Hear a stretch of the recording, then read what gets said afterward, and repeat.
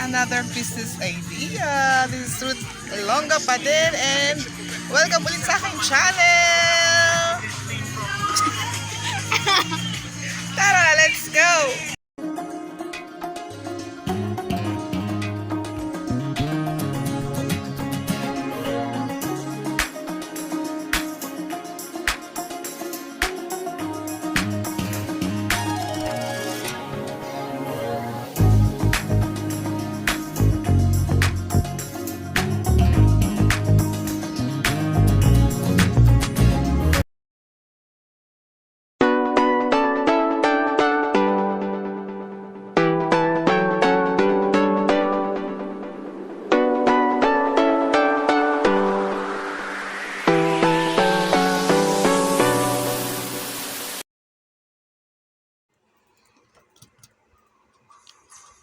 So ito na guys, another business ideas yan ng aking brother-in-law. Kapatid yan ng aking husband. So they are selling also hamburger in a food truck. Ayan, napakasarap guys, the best ever. Super worth it talaga ang babayad mo dyan kasi pure beef na yan, makapal pa sa mukha mo. Makapal ang beef. So ayan, ang sarap guys. Tsaka mayonnaise, ang sauce niya, ayun, may cheese pa siyang mozzarella and bonggang-bongga talaga ang quality ng hamburger na ito. Sulit na sulit guys. Hindi siya pang alam mo na, yung ayoko nang sabihin. Yung hamburger na parang papel ba, manipis na manipis, di ba? Sulit ito guys. Sorry, wala na akong ipapakitang video na hamburger kasi naubos ko na kain. Wala na natira. So wala na akong ibibideo. Ha? O bahala na kayo dyan. Enjoy watching guys. Thank you so much dyan sa inyong support.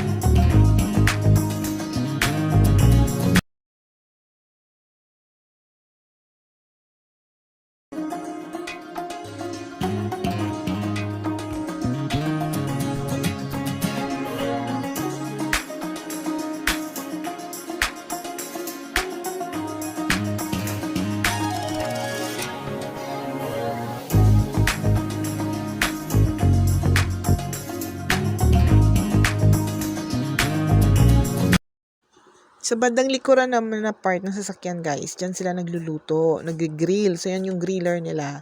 And then nandyan din yung mga ingredients, yung ibang equipment, mga cooking equipments na nandyan. And yun yung gas tank nandyan sa baba, binababa lang siya. Then, pagkatapos ng ng event, ayan, or kung saan man siya nadapo-dapo, kung saan man mag-park, liligpit lang, mabilis lang. Walang kahirap-hirap. So, binuksan lang yan guys, yung dalawang pintuan ng minivan nila. Then, naglagay sila ng kanilang paninda, yung menu board, tsaka yung mga other items na nilagay dyan. Nakikita nyo dyan, wala na yung mga upuan. So, customized na yung sasakyan na yan. Thanks for watching guys! See you next time sa aking YouTube channel. Bye!